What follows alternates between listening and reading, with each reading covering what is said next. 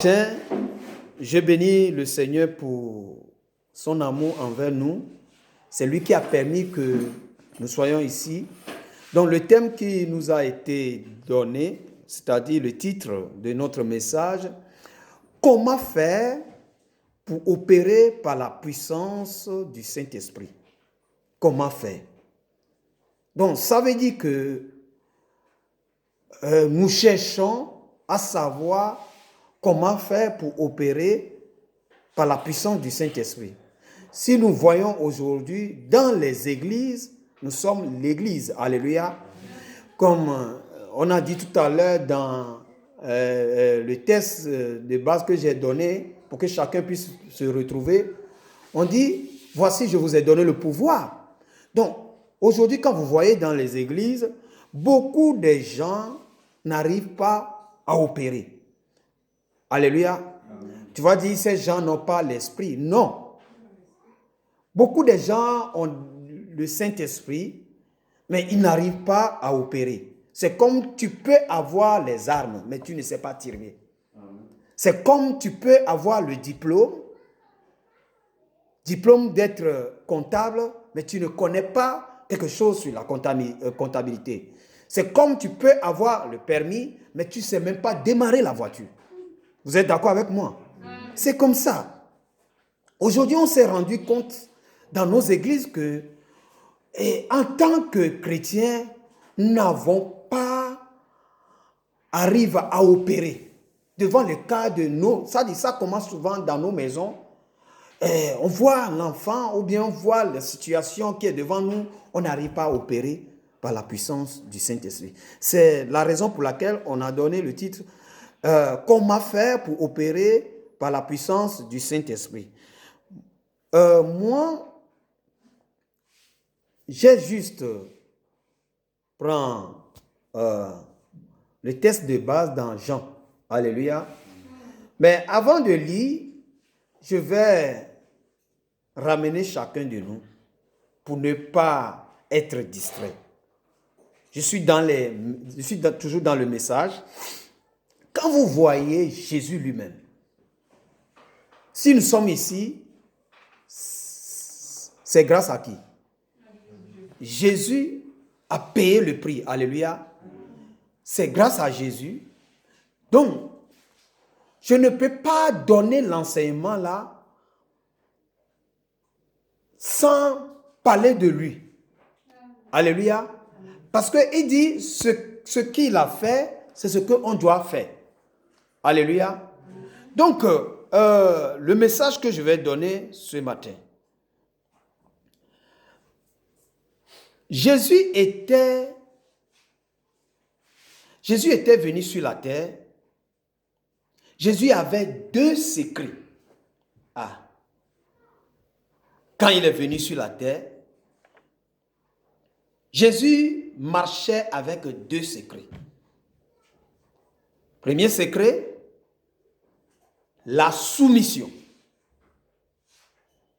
ne faut pas oublier. Premier secret, la soumission. Deuxième, Jésus opérait par la puissance du Saint-Esprit. C'est-à-dire la soumission, le Saint-Esprit. Dis la soumission, le Saint-Esprit. La soumission, le Saint-Esprit. Là où il y a la soumission, le Saint-Esprit est présent. Alléluia. Là où il y a la soumission, le Saint-Esprit est d'accord. Dis, je reçois cela. Je reçois cela. Donc, je vais vous donner quelque chose ce matin, mais écoutez. Comment faire pour opérer par la puissance du Saint-Esprit? Donc, je vais prendre l'exemple de la personne que tu suis, la personne que je suis. Quand lui, il est venu, qu'est-ce qu'il a fait? Alléluia. Si tu ne fais pas ce qu'il a fait et tu crées autre chose, bien-aimé, tu vas cogner la tête. Alléluia. Tu vas cogner la tête. Donc, ce matin, nous allons jeter un coup d'œil dans le livre de Jean, chapitre 5.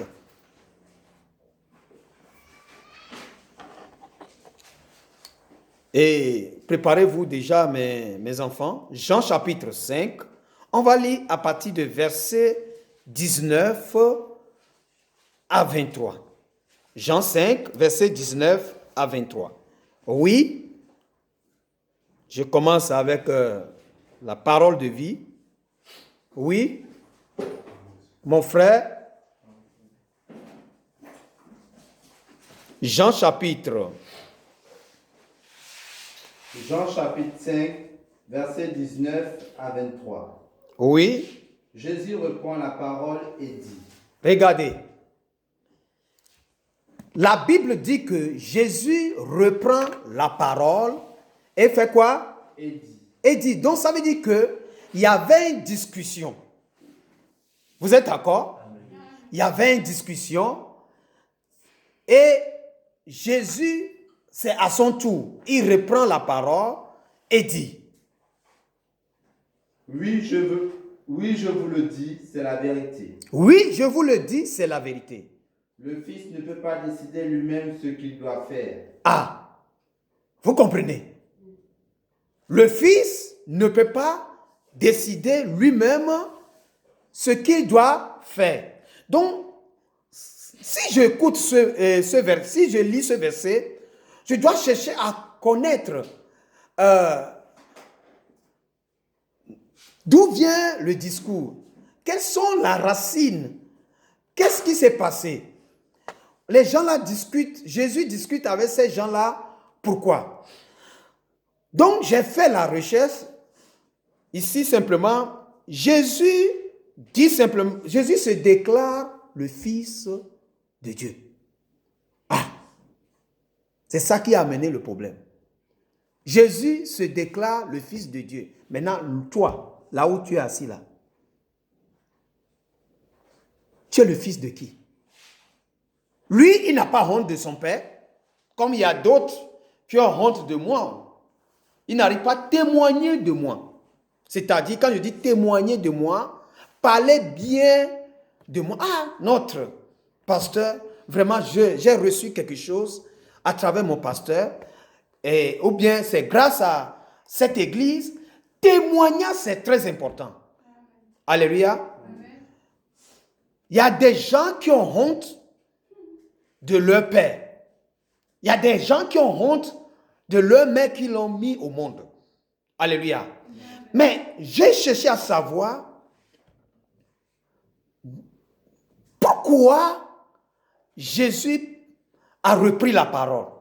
Donc ça veut dire qu'il y a une discussion. Jésus dit aux Juifs que moi, je suis né dans le ventre de maman Marie. Écoutez, je suis né dans le ventre de maman Marie, mais je viens d'en haut.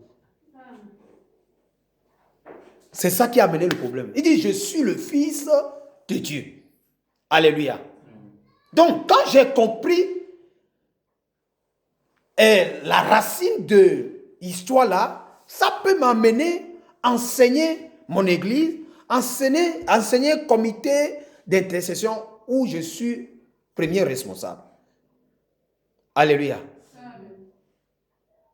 N'oubliez pas les choses comme ça. C'est très important. Donc, oui.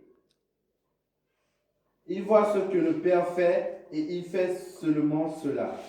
Donc, Jésus voit ce que le Père fait et il fait cela. Ce que le Père fait, le Fils le sait aussi. Ce que le Père fait, le Fils le sait aussi. Verset 20. Verset 20. Le Père aime le Fils. Le Père aime son Fils. Et il lui montre tout ce qu'il fait. Le Père lui montre tout ce qu'il fait.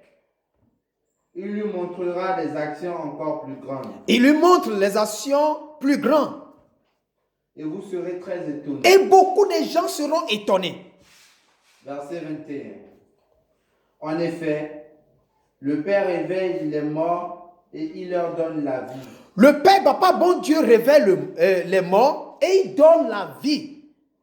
De la même façon, C'est la même façon que le Fils aussi va donner la vie à qui il veut. Alléluia. Verset 22. Et le Père ne juge personne. La Bible déclare que le Père qui est assis sur son trône, il ne juge plus personne. Oh, est-ce que quelqu'un m'attend? Papa, bon Dieu, ne juge plus personne. Tu as fait quelque chose, oh. Tu as fait quelque chose sur la terre, oh. Tu as coupé la tête de quelqu'un, oh. Tu as fait ceci, oh. Papa, bon Dieu, ne juge personne. Écoutez, je ne peux jamais changer mon message. Écoutez. Vas-y. Mais il a donné au Fils tout pouvoir pour juger. Ah, il a donné à son Fils tout pouvoir de juger. Donc le Père a enlevé, hein? Le Père a enlevé son corps. Est-ce que vous comprenez? C'est écrit sur bien blanc et blanc noir. Alléluia. Le Père, Papa, bon Dieu ne juge personne. Il a donné tout pouvoir à son Fils de juger. Verset 23. Termine avec 23. Ainsi tous respectent le Fils, Si tout respecte son Fils, comme tous respectent le Père. comme tout respecte le Père, Le Père a envoyé le Fils. Si quelqu'un ne respecte pas le Fils, si quelqu'un, le Père l'a envoyé pour ça, mais si quelqu'un ne respecte pas le Fils, il ne respecte pas non plus le Père. il ne respecte pas non plus le Père. Alléluia. Amen. Voilà. Quand Jésus est venu faire 3 ans et demi que nous tous on connaît, quand il est venu faire ça sur la terre, ce qui veut noter,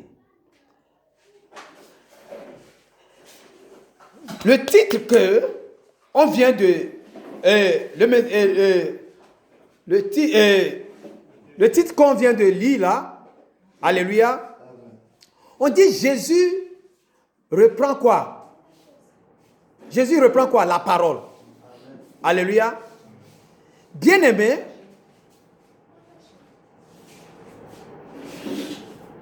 ne soyez pas distraits.